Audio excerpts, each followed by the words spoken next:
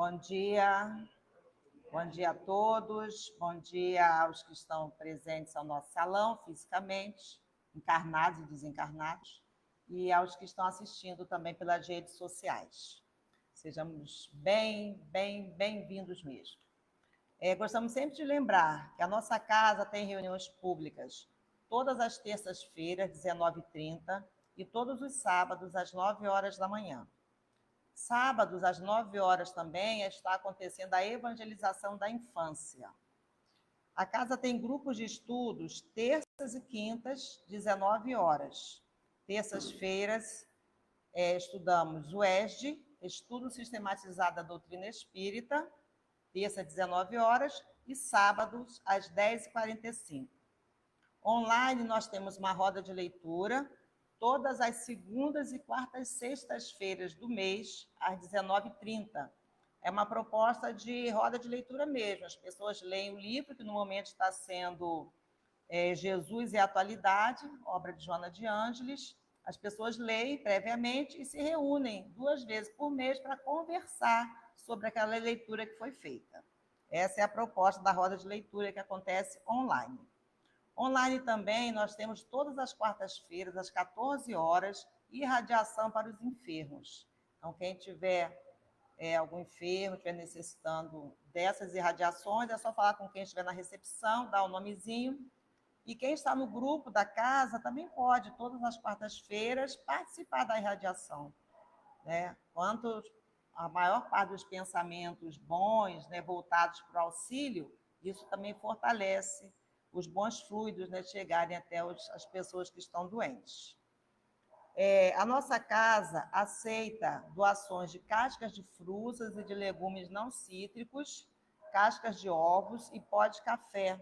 Isso é para fazer a compostagem, para cuidar dos jardins e das hortas. Nós também estamos fazendo uma campanha pedindo que as pessoas tragam de casa os seus copos ou suas garrafinhas com água, para usarmos cada vez menos copos descartáveis, né? Evitar de jogá-los na natureza. A casa tem copos biodegradáveis para oferecer, mas quem já puder dar esse passo aí em favor da natureza, nós estamos agradecendo. Pedimos também que curtam e compartilhem no Facebook e no Instagram da nossa casa. Isso também é um trabalho de divulgação da doutrina espírita. Nós temos 2 convites de aniversário para fazer para o próximo mês, os 2 no mesmo dia. 2 casas espíritas que fazem aniversário no mesmo dia, somos vizinhas. De manhã, às 9 horas, vai ter o aniversário do Centro Espírita Trabalhadores de Ismael. Então, dia 13 de abril, 9 horas, Trabalhadores de Ismael, é aqui pertinho. Lá o César Saíde é quem vai fazer a palestra de aniversário. Quem quiser conhecer essa casa ou quiser prestigiar essa casa com a irmã, está convidado. Lá no mural tem o cartazinho com detalhes sobre a casa e sobre a palestra. E nesse mesmo dia 13 de abril, só que à tarde, às 16 horas, vamos comemorar os 112 anos da nossa casa. Então, a nossa casa fará 112 anos no dia 13 de abril e nesse mesmo dia vai ter a comemoração.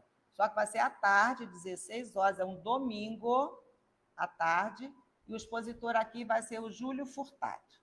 Então, 2 convites para festas imperdíveis. Anotem nas suas agendas.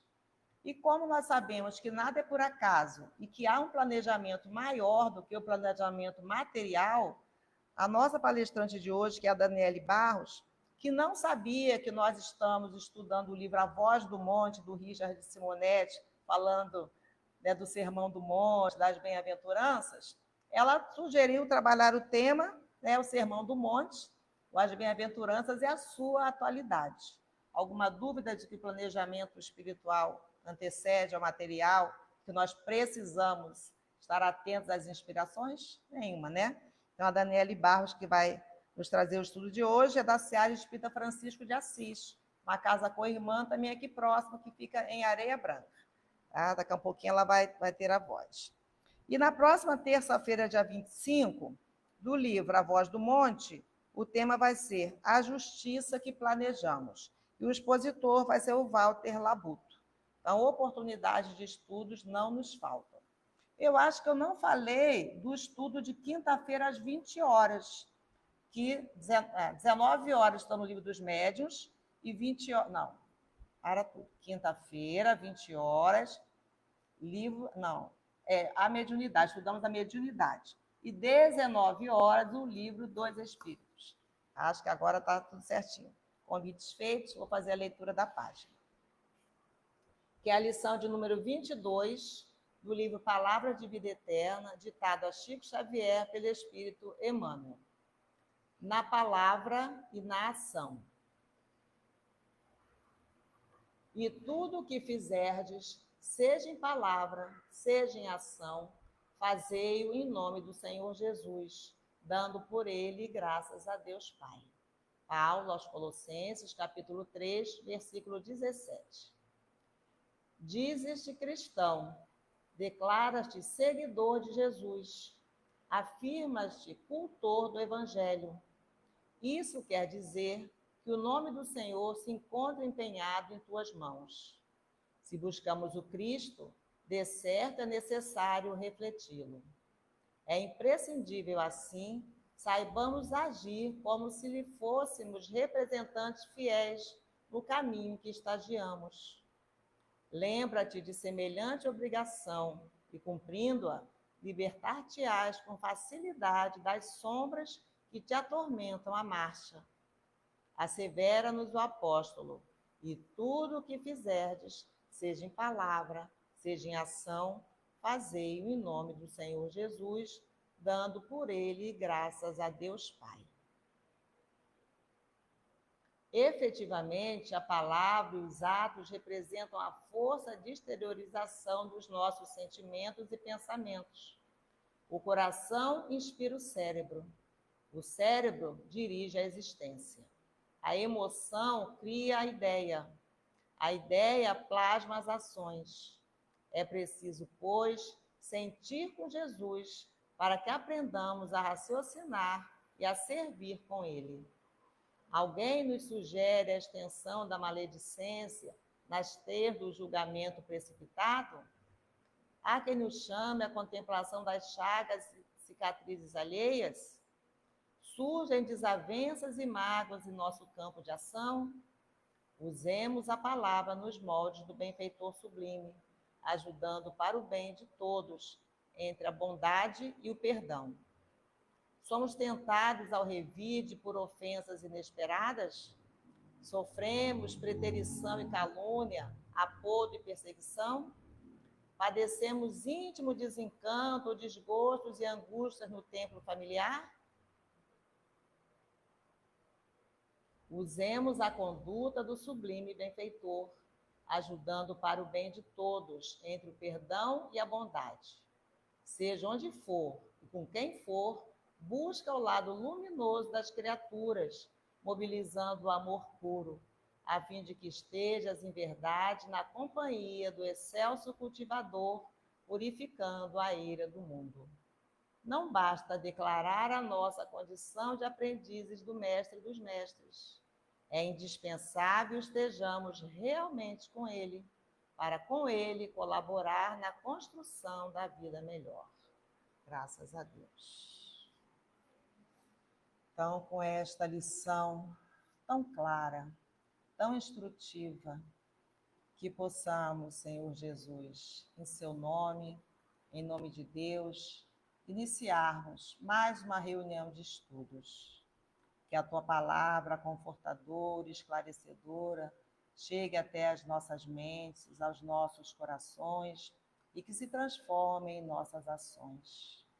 Que possamos, Senhor, nos sentirmos envolvidos, acolhidos, inspirados pelos nossos mentores, pelos mentores desta reunião, a fim de que a tua palavra nos chegue como bálsamo renovador.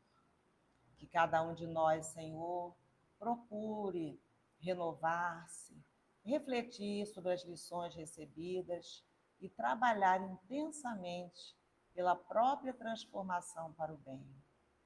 Que os bons fluidos que aqui sentimos possam também chegar até os nossos irmãos mais necessitados. Que essa casa de luz, esse pouso seguro, possa nos inspirar e fortalecer no dia a dia. que a nossa irmã Daniele possa sentir também, Senhor, as inspirações do alto em favor da sua fala. E que cada um de nós possa fazer-se instrumento de paz. Que assim seja. Então, passamos a palavra a Daniele Barros para nos trazer os estudos de hoje. Seja bem-vinda à nossa casa.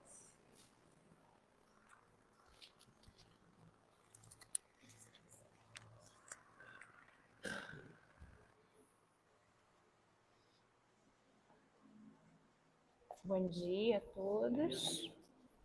É uma alegria voltar a essa casa para realizar estudos, uma casa amiga de tantos anos, que eu conheço há bastante tempo. Fico muito feliz de visitá-la, trazendo um pouquinho de estudo, um pouquinho de reflexão, principalmente dentro dessa coincidência maravilhosa que foi escolher um tema que já está sendo estudado na casa, mas aí também aumenta a minha responsabilidade, porque não é nenhuma novidade, vocês estão par e passo aí com o estudo desse tema, fico até nervosa agora. Porém, é um tema maravilhoso, o Sermão do Monte, é uma caminhada e tanto, subir esse monte com Jesus, nas suas reflexões, as suas análises. Então, aqui, como é que a gente faz aqui? Passamos aqui na setinha. Vamos ver se...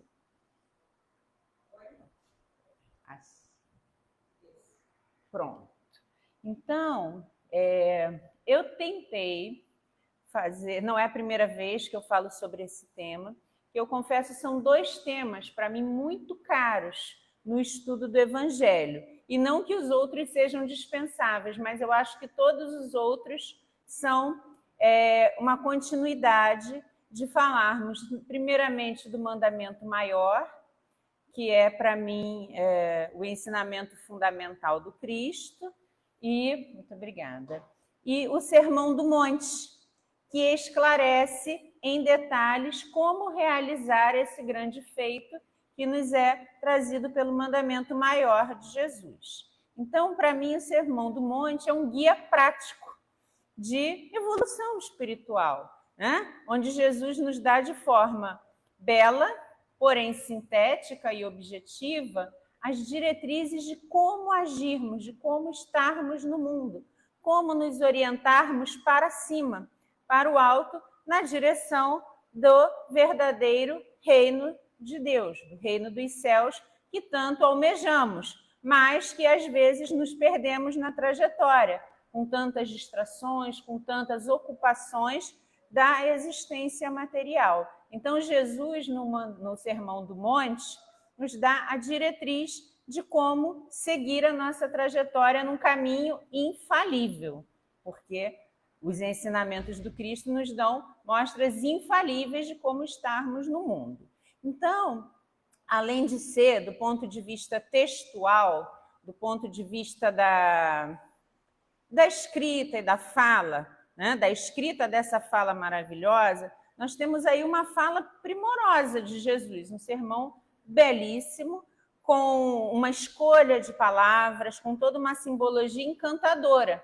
É um texto muito bonito de se ler, de ouvir, né? E onde ele nos profere essas lições de conduta moral, elenca os princípios que devem normatizar a nossa existência, certo? Mas eu gosto, sempre quando pego um texto do Evangelho, além de me ater ao texto em si, porque a gente conhece o texto, as bem-aventuranças, mas esse texto está inserido numa narrativa de alguns dias que antecederam a realização deste sermão. Há um contexto para que esse sermão tenha sido proferido, como foi e para quem ele foi proferido. Então, eu, como um vício de profissão, gosto de olhar os parágrafos anteriores.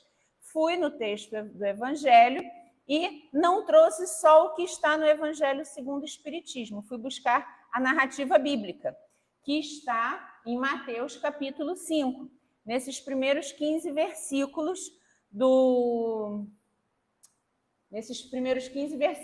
capítulo. Então, gostaria de olhar com vocês alguns desses versículos que antecedem a narrativa básica do Sermão do Monte. Antes de começar, só queria conferir. Jane, por favor, quanto tempo, quantas horas eu tenho para falar sobre isso? Porque é muito tema, né, gente? Às 10. Perfeito. Então, a gente vai fazer... Vamos fazer uma subidinha rápida, não vamos poder parar muito, então, né? O que é difícil, porque subir o monte com Jesus com o fôlego que ele tinha, né? Nós vamos talvez ficar um pouco para trás, mas vamos tentar, né? Através da sua narrativa. Então, o capítulo 5 começa assim. E Jesus, vendo a multidão, subiu a um monte. Para mim, já começaria a dificuldade, porque se alguém me chamasse para subir um monte, eu já ia dizer que, ai, meu joelho, ai, meu tornozelo, né? Mas Jesus usa a imagem do monte, da subida ao monte. E, assentando-se, aproximaram-se dele os seus discípulos. Então, imaginemos a cena numa manhã de domingo, porque como nós vamos ver, o sermão foi proferido num domingo, numa manhã de domingo. Então, Jesus viu a multidão, mas foi logo cercado dos seus discípulos. Então, aí nós já temos uma pequena distinção. Havia uma grande multidão, mas havia um grupo de discípulos, que se distingue da multidão, que é muito numerosa. Um grupo um pouco mais seleto de discípulos que se sentou com Jesus no monte. Então, abrindo sua boca, os ensinava, dizendo... Nós vemos aqui, com isso, que Jesus se dirigia não à multidão. Jesus se dirigia aos discípulos, com quem ele estava sentado, com quem ele conversava, e que tinha essa conversa assistida por uma grande multidão. Mas não dá detalhes aqui dessa multidão. Quem eram que estavam fazendo, se era alguma festa, algum evento, por que tinha uma multidão? Ou se era só o prestígio e o carisma de Jesus arrebatando as pessoas em torno de si. E aí, curiosa, lá pesquisando o texto para colocar nos slides, eu vi que essa mesma passagem é citada por outro evangelista. E aí bateu aquela curiosidade de ver como uma outra pessoa narraria o mesmo evento. Com outras palavras, é claro, com uma outra perspectiva, talvez outros detalhes. Aí fui eu ler a passagem do outro evangelista. Então, a gente volta depois, tá? A gente vai continuar daqui, mas vamos ver o que o outro evangelista diz sobre este mesmo momento. Aí nós temos aqui a narrativa de Lucas, que é muito mais extensa, que é muito detalhada, tá? São 3 páginas aqui de detalhes, mas eu procurei fazer um recorte do que é importante, do que é fundamental para nós. Então, eu tirei alguns versículos, né, que acrescentavam só detalhes, nomes de cidades, de localidades. Então, nós começamos essa passagem do capítulo de Lucas dizendo o seguinte: e aconteceu que naqueles dias saiu ao monte a orar e passou a noite em oração com Deus.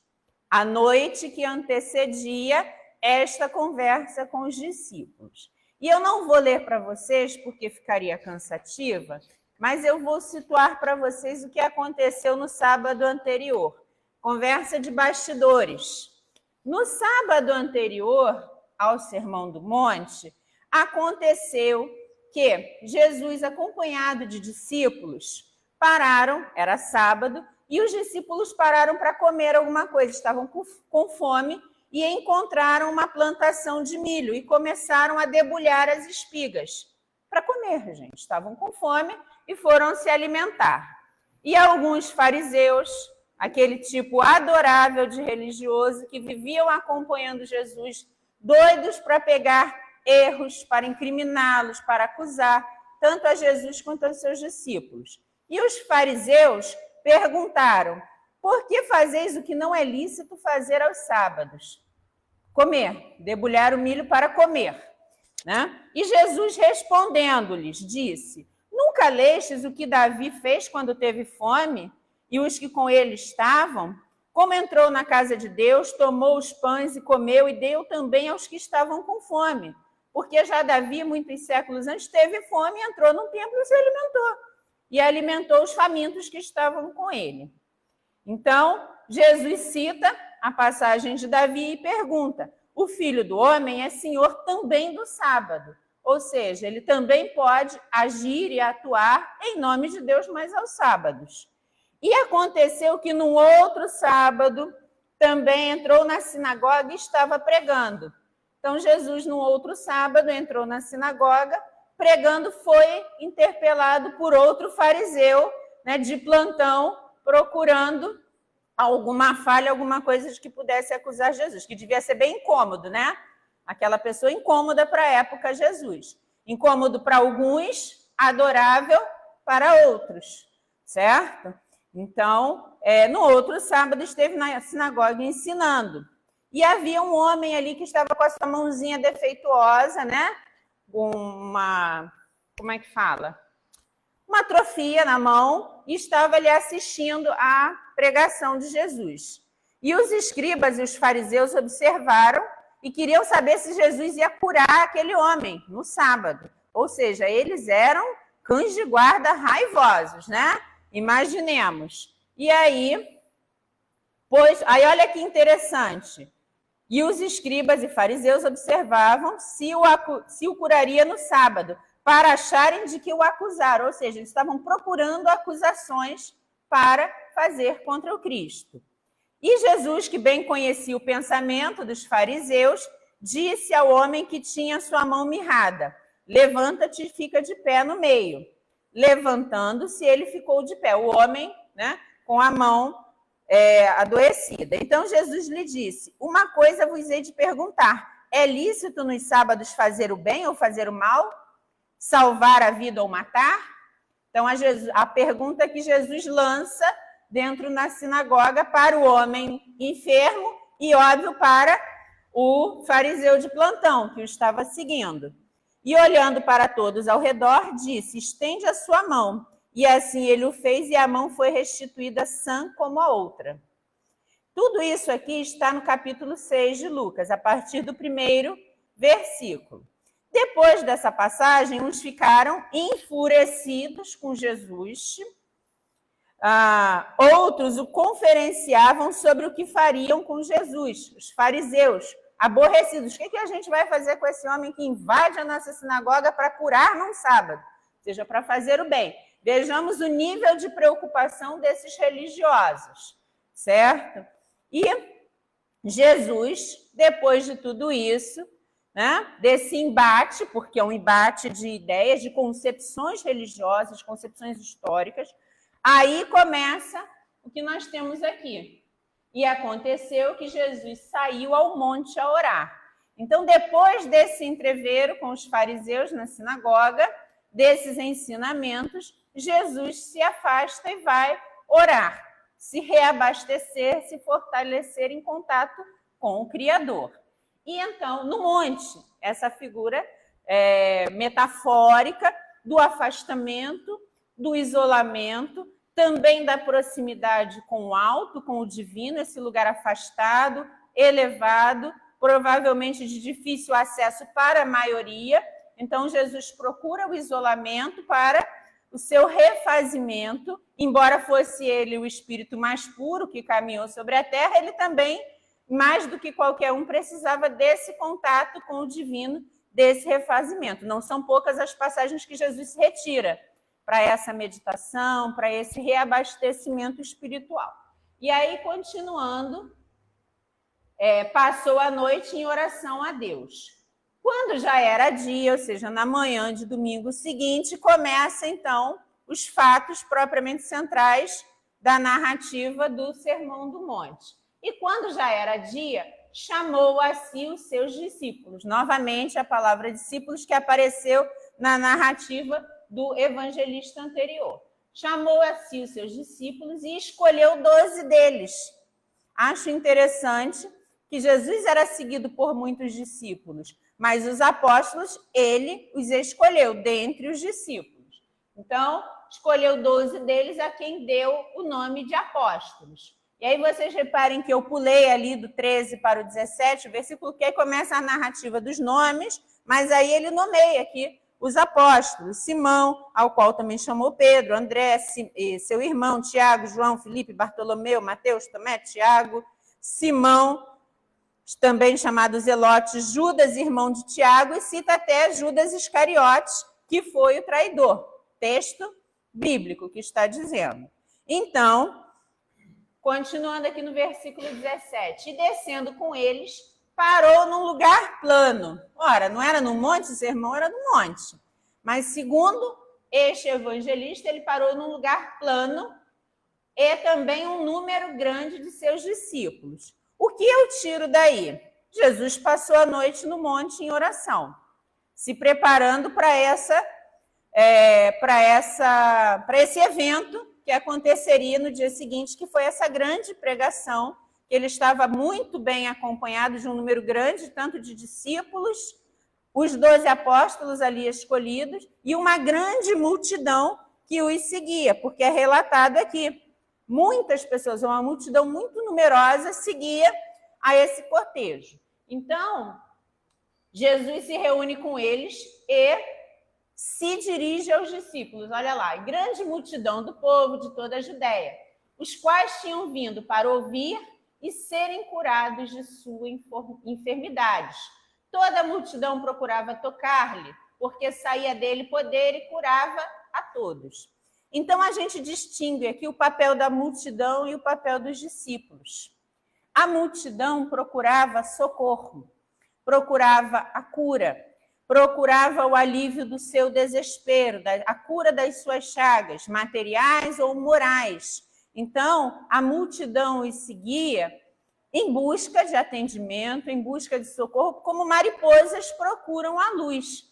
E se as mariposas procuram a luz, que dirá as mariposas aqui encarnadas procurando a maior luz que esteve aqui neste planeta e que aqui se acendeu, que foi a luz de Jesus. Então, era um verdadeiro enxame de mariposas seguindo Jesus. Mas essa era a classe de pessoas que ia em busca de socorro, que ia receber.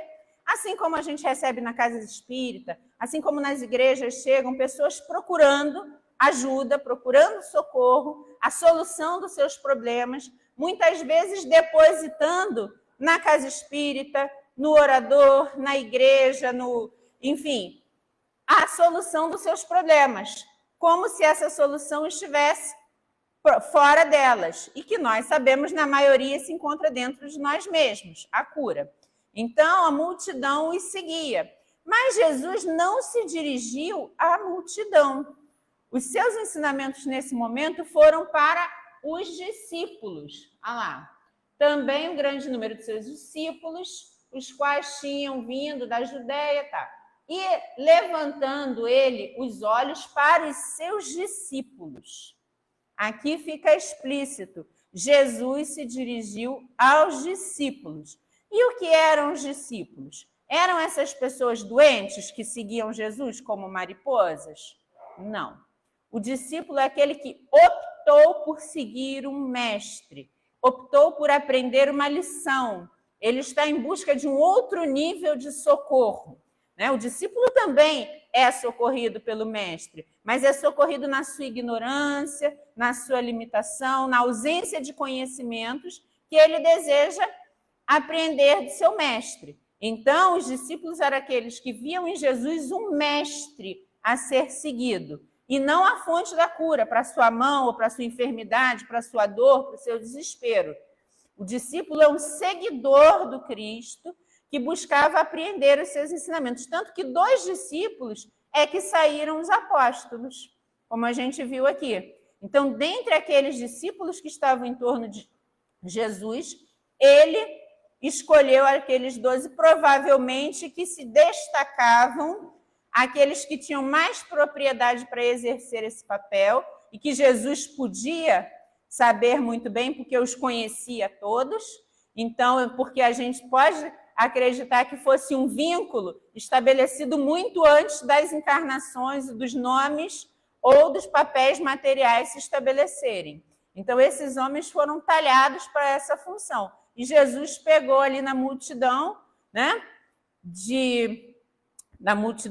no grupo de discípulos, aqueles que tinham o potencial para serem seguidores da sua missão, quando ele materialmente afindasse. Então, os apóstolos foram escolhidos desses discípulos, tá? E Jesus se dirige a eles, especificamente olhando para eles. E aí começa propriamente o Sermão do Monte, que é o texto que a gente conhece como as bem-aventuranças. Então, chegamos no mesmo ponto, tanto por um evangelista, tanto na narrativa de Mateus, que é mais sintética, quanto na de Lucas. Eu gostei muito que aqui vem detalhes, né? São contados dos doentes que os seguiam, da cura, do contexto anterior, por que o afastamento de Jesus, onde a figura do monte aparece aí, né? Descrita qual o papel do monte, que era o lugar de oração, o lugar de meditação,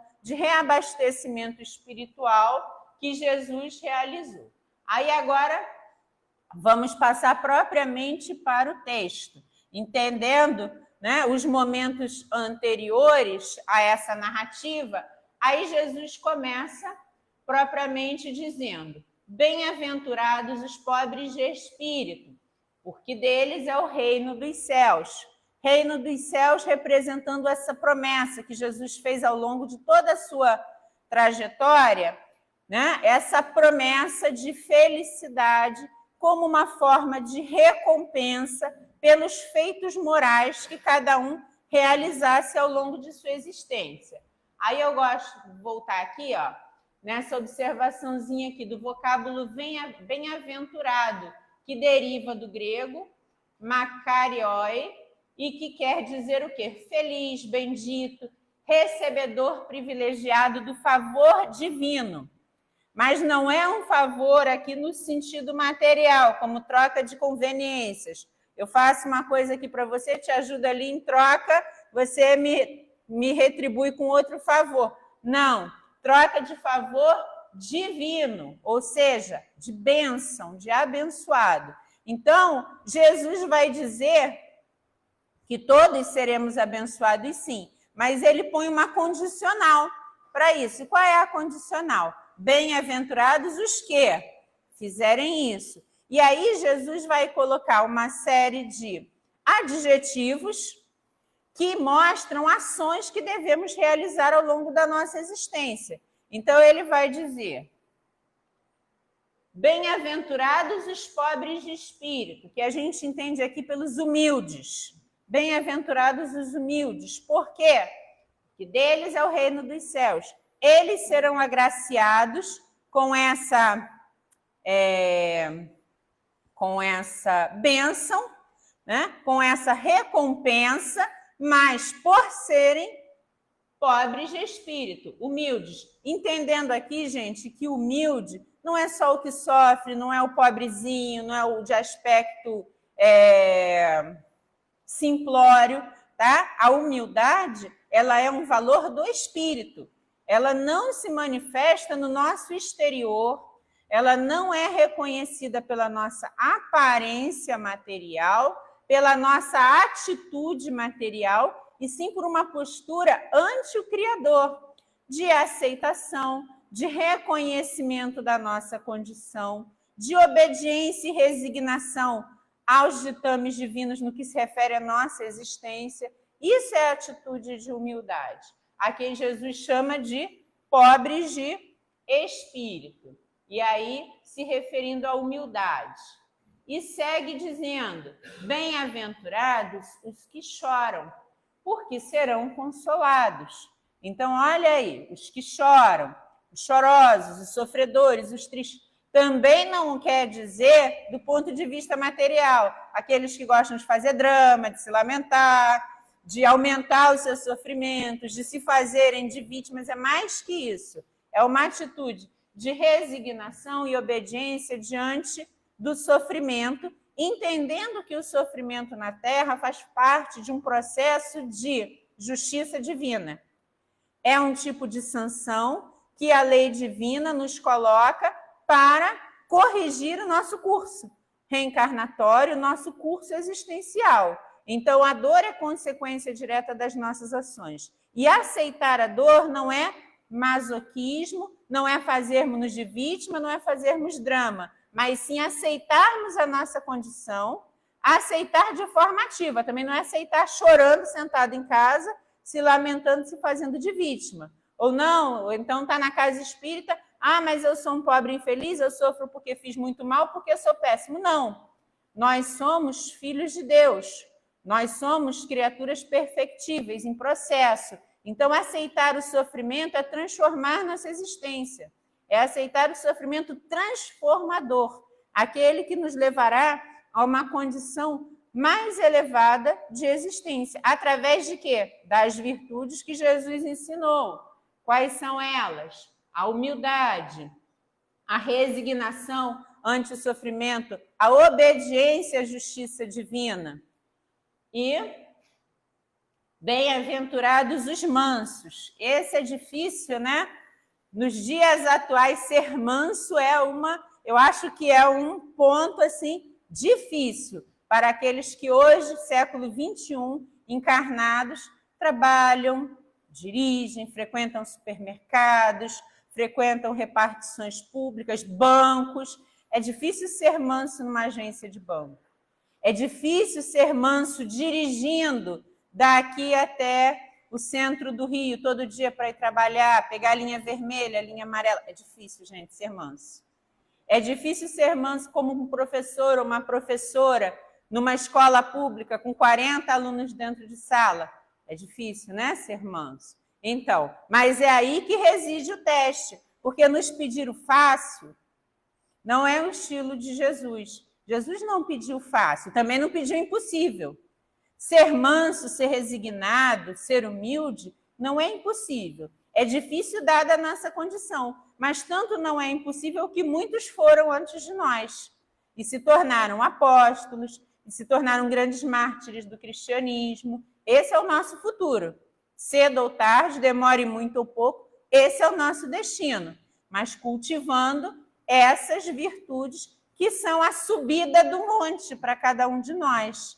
A cada virtude alcançada, nós estamos subindo mais 1 metro ou alguns metros nessa escalada desse monte. Difícil, claro, mas necessária. Então, os mansos herdarão a terra, porque a terra é um lugar, hoje, de sofrimento, de provas e expiações, mas esse não é o destino do nosso planeta, assim como não é o nosso destino, ficarmos condenados infinitamente a essa condição. Então, herdarão a terra aqueles que forem mansos, ou seja, que tiverem autocontrole, que tiverem calma, discernimento, que não forem violentos. Esses poderão continuar aqui, herdarão a terra vivendo em paz com aqueles que também souberem viver em paz. Então, mais uma das promessas do Cristo. Aí começa a complicar. Eu acho que as 3 primeiras virtudes, elas se referem muito mais ao nível do cotidiano, do nosso cotidiano mais imediato. Mas dessa parte para cima, eu acho que vai ficando mais difícil a subida. O monte vai ficando mais íngreme, mais pedras, o ar vai ficando rarefeito, vai ficando mais difícil, porque está ficando alto aqui. Porque de ser, quais foram mesmo? A mansidão, a humildade e a resignação. Depois que se passa dessa fase, gente, a coisa só complica, porque as virtudes vão se tornando cada vez mais exigentes, né? O nosso trabalho, o nosso papel é dar cada vez mais de si, num nível mais próximo do Cristo e mais distante da condição humana mais precária. E aí vem, voltando para os mansos, os que têm fome e sede de justiça. Ou seja, aqueles que já são mansos, que já são humildes, que já são resignados e, portanto, têm fome e sede de justiça. Não são aqueles que trabalham no judiciário, não são aqueles que condenam, que têm sentenças prontas para todo mundo, seja um profissional da justiça, humana ou não. A justiça aqui é a justiça divina. Então, ter fome e sede de justiça é viver conforme a justiça divina. E viver conforme a justiça divina, gente, pode parecer bonito, mas não é fácil. Principalmente olhando daqui debaixo do monte, de onde nós estamos, porque nós ainda estamos, né, no início da subida. Mas quando chega lá em cima, que a justiça divina se faz cada vez mais rigorosa e exige mais de nós, né, mais dos espíritos que se projetam nessa subida, a justiça divina é muitas vezes entender os arbítrios divinos e se submeter a eles sem questionamento, sem hesitação, mesmo quando essa justiça significa dor e sofrimento para nós ou para aqueles que estão próximos de nós. Porque nem sempre a justiça é agradável e satisfatória para nós. Então, nem todas as causas, quando a gente entra na justiça, mesmo na humana, nem todas as causas a gente vai levar. Nem todo advogado vai ganhar todas as causas, né? Então, ser sedento de justiça significa entender a justiça como ela é e aceitá-la tal qual ela é. A justiça humana é difícil de aceitar, porque ela é cheia de imperfeições. A divina não, mas ela é rigorosa. É misericordiosa, mas é rigorosa. Então, muitas vezes, as suas sentenças não são aquilo que nós gostaríamos, ou para nós ou para os nossos próximos, os nossos mais próximos, as nossas almas queridas.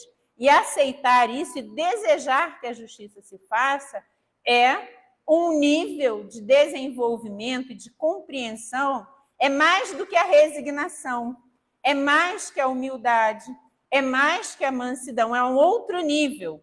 Por isso que eu digo que aqui a subida vai ficando mais difícil. E aí seguimos falando da misericórdia. Bem-aventurados os misericordiosos. Aí a gente pensa no sentido abrangente da palavra misericórdia. Sentir misericórdia não é só ter pena de quem sofre, não é dar esmola só ao pedinte que nos para na rua pedindo um alimento, um agasalho. A misericórdia, ela abrange tantos níveis de perdão, de compreensão, de superação das dificuldades, aí não mais as nossas só, mas as dos outros também. Porque ter misericórdia é aceitar o outro como ele é, tal qual a justiça divina assim o coloca no mundo, né? É ser humilde, é ser manso, porque para ser misericordioso a gente tem que ser manso. Quem não é manso não vai conseguir ter compaixão, respeito, empatia, fraternidade com aqueles que erram, com aqueles que nos agridem, que nos ofendem, que nos atrapalham muitas vezes a caminhada com suas ações divergentes, né, dos nossos objetivos. Então, ser misericordioso é trazer para o coração o outro, não importa a sua condição, não importam os seus erros, não importam os crimes que o outro possa ter cometido contra nós ou contra a humanidade. A misericórdia ela é tão abrangente, porque a misericórdia prevê que nós, tal qual nos fala Jesus no mandamento maior, vamos ser misericordiosos como queremos que o outro, como sejam conosco, e que Deus seja conosco. Né? É uma extensão do amar ao próximo como a nós mesmos. Então, é dar ao outro todo o perdão, todo o reconhecimento que nós desejamos e precisamos para nós. Por quê? Porque ser misericordioso é reconhecer a nossa imperfeição e nos reconhecer no outro, que nós somos, que o outro é merecedor de perdão, misericórdia, aceitação, assim como nós também o somos e queremos ser, e desejamos isso. Então, é nos colocar nessa relação de igualdade com o próximo. Perdão incondicional, compaixão, empatia, solidariedade, valores que nós conhecemos, que nos são caros, mas que ainda é difícil vivermos esses valores na sua totalidade, principalmente quando nos vêm os testes. Nós vivemos no mundo de provas e expiações.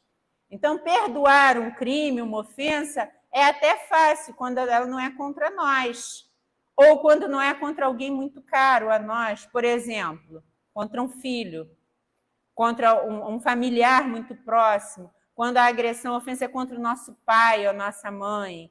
Aí muda de figura, né? Então, aí que vem o teste, aí a nossa condição de provas na Terra é ter a nossa virtude provada ao seu limite, porque a gente está cada vez mais alto nessa subida. Então, as provas, assim como na escola, o nível de dificuldade vai aumentando com o passar das séries, também na escalada espiritual, o nível das provas vai se tornando mais complexo. As fases do jogo vão ficando mais difíceis, dentro da linguagem dos jogos, aí para quem gosta, né? Cada fase vai ficando mais difícil, né? E aí seguimos na subida.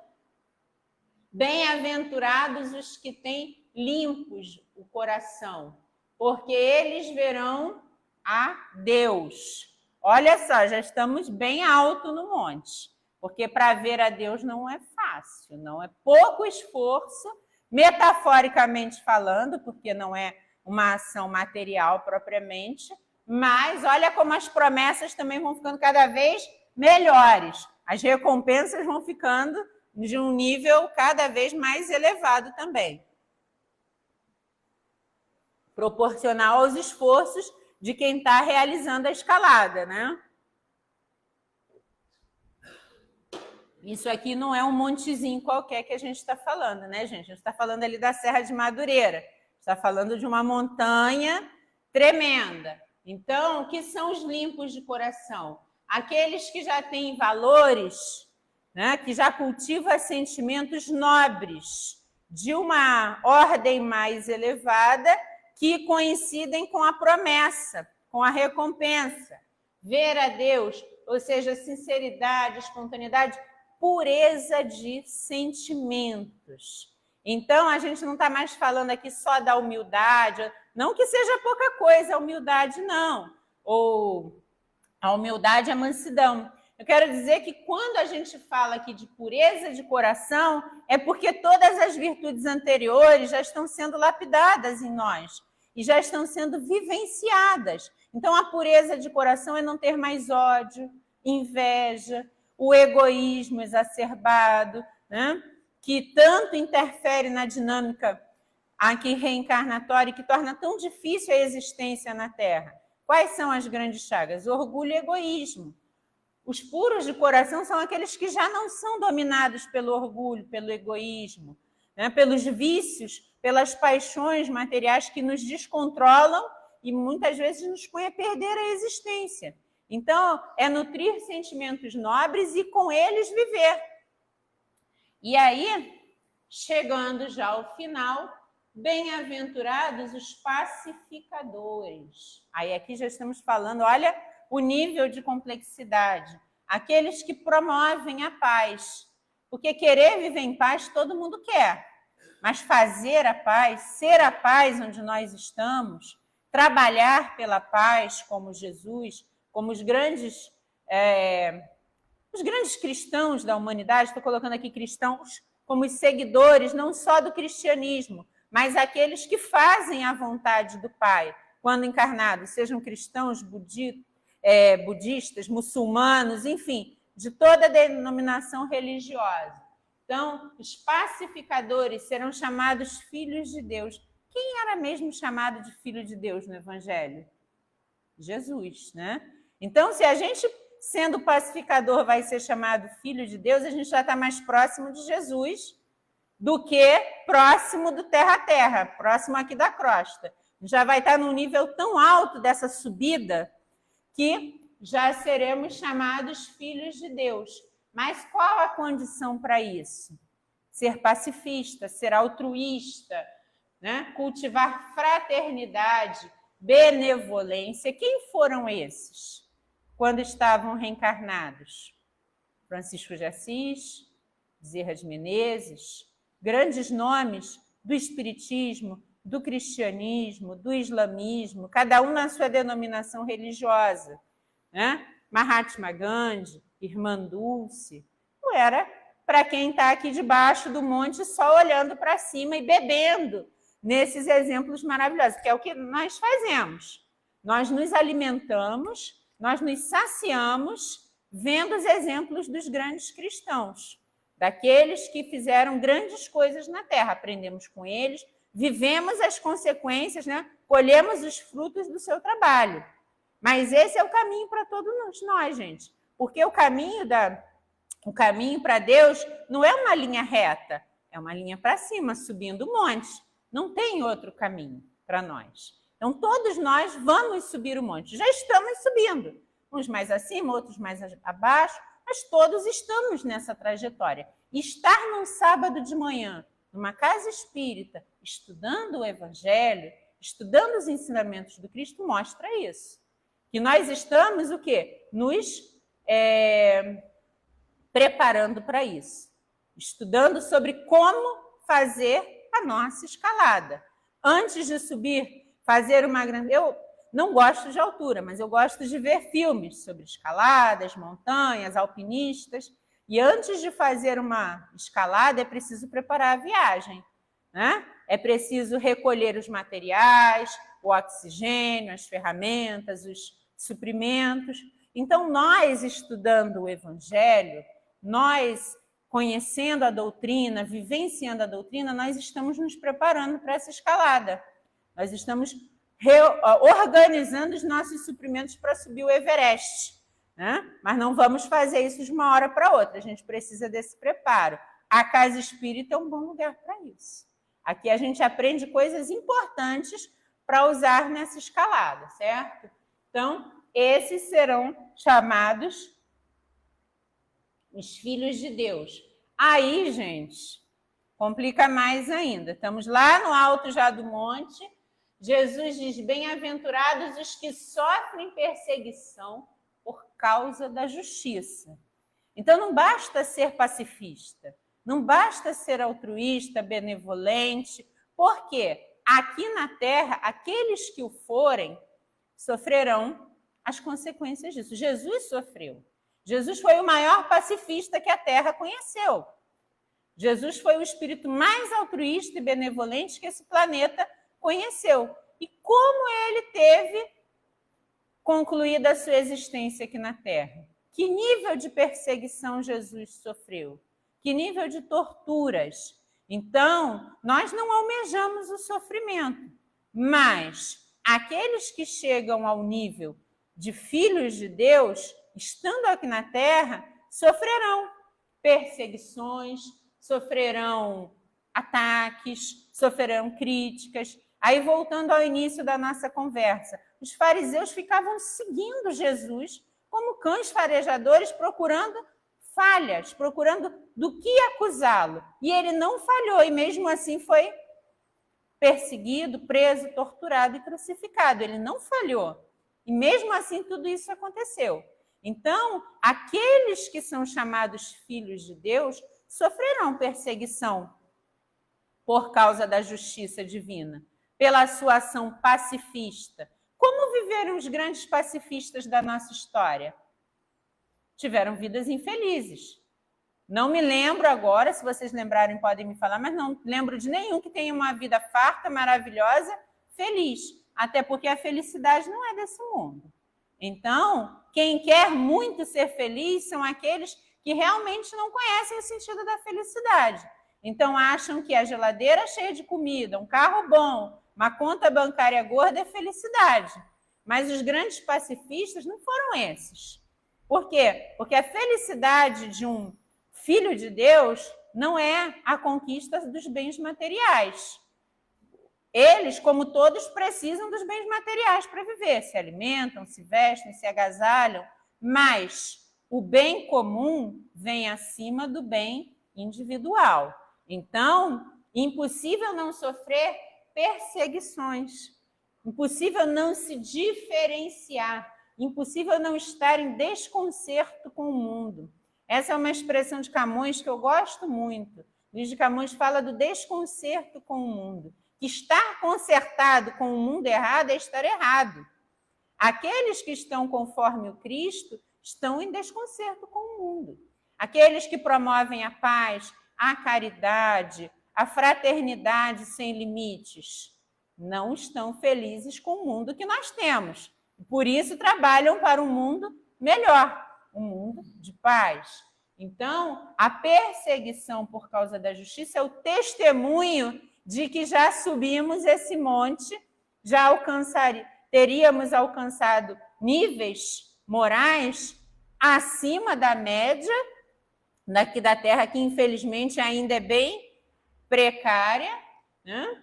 e já estamos em desconcerto com o mundo, assim como Jesus viveu.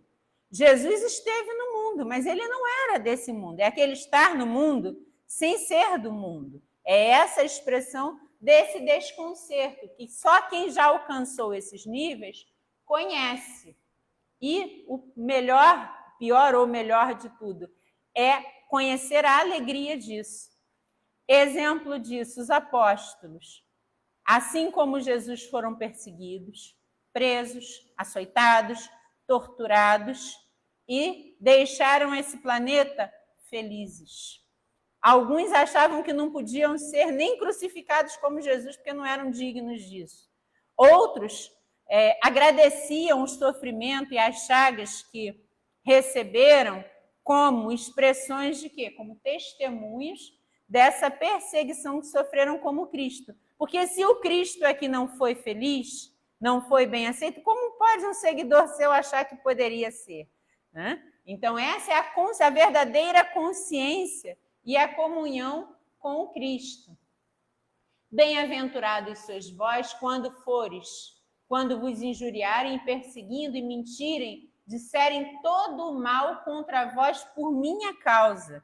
Aí Jesus falando daqueles que sofrerem perseguição por serem seguidores dele, por serem seguidores dos ensinamentos de Jesus, por terem se esforçado, se cansado, se ferido na escalada desse monte.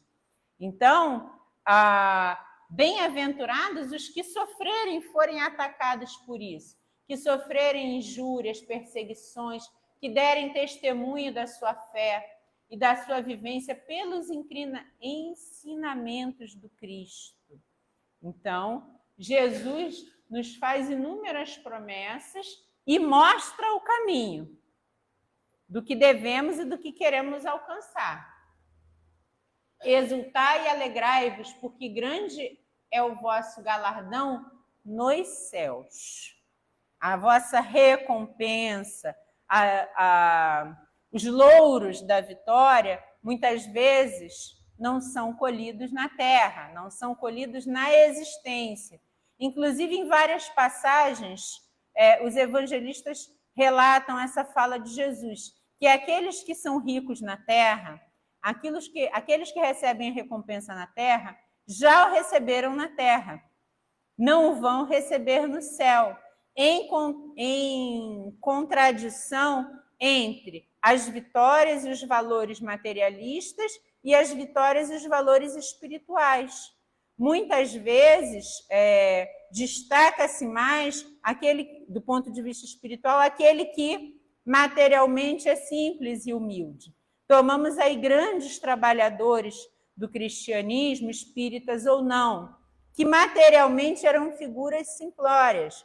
Vamos tomar só um exemplo. Francisco Cândido Xavier, olhando para aquela figurinha simplória, sentadinha lá na sua casa, humilde, não sabendo quem era e o que fez Francisco Cândido Xavier. Alguém daria alguma coisa por ele, do ponto de vista material? No entanto, a sua grandeza era já tremenda, dado a altitude que ele já tinha alcançado na subida desse monte. Tal qual nós também estamos na caminhada, só que ele já estava bem mais destacado nessa escalada. Então, porque assim perseguiram os profetas, ou seja, aqueles que antes de Jesus, aqueles que antes dos apóstolos e dos discípulos ali mencionados, já tinham feito grandes coisas do ponto de vista espiritual e também já tinham sofrido perseguições. E, para encerrarmos, Jesus nos fala que vós sois o sal da terra e a luz do mundo.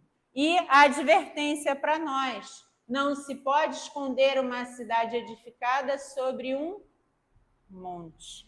Então, na nossa escalada, nós vamos nos tornar cada vez mais, o sal da terra e a luz do mundo, reproduzindo, revivendo, ensinando aquilo que Jesus nos ensinou. E assim nos tornaremos essa cidade edificada que não pode ficar escondida, mas assim como uma candeia que não pode ser colocada debaixo de um alqueire, mas sim sobre o velador, que dá luz a todos que estão na casa. Então, esse é o nosso papel: conhecer os ensinamentos de Jesus, vivê-los, acendermos nossa luz, nos tornarmos essas figuras que, tal qual Jesus, irradiam e ensinam virtude, conhecimento, para sermos, assim, seguidores do Cristo, passando por todos os dissabores da escalada, sofrendo as perseguições, os ataques, mas sendo bem-aventurados com isso. Isso aqui, o sermão quer dizer, não é isso que ele trouxe, isso e muito mais. A gente tentou se ater a uma pequena parte, uma humilde análise. Uma ótima manhã para todos.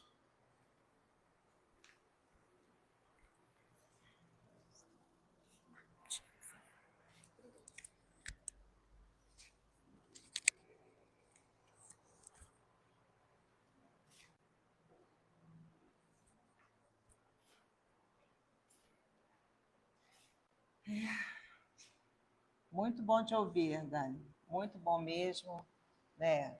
Ensinamentos assim profundos para nós começarmos essa reflexão, viu?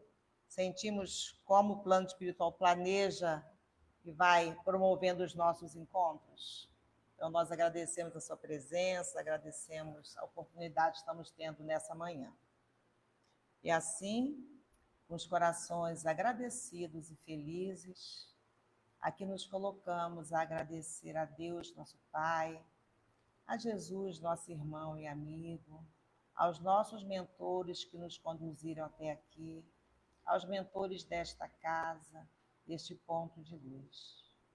Que reabastecidos possamos nos sentirmos também fortalecidos e incentivados a seguir nessa marcha para o alto, nessa diretriz bendita, onde todos seremos e somos bem-aventurados.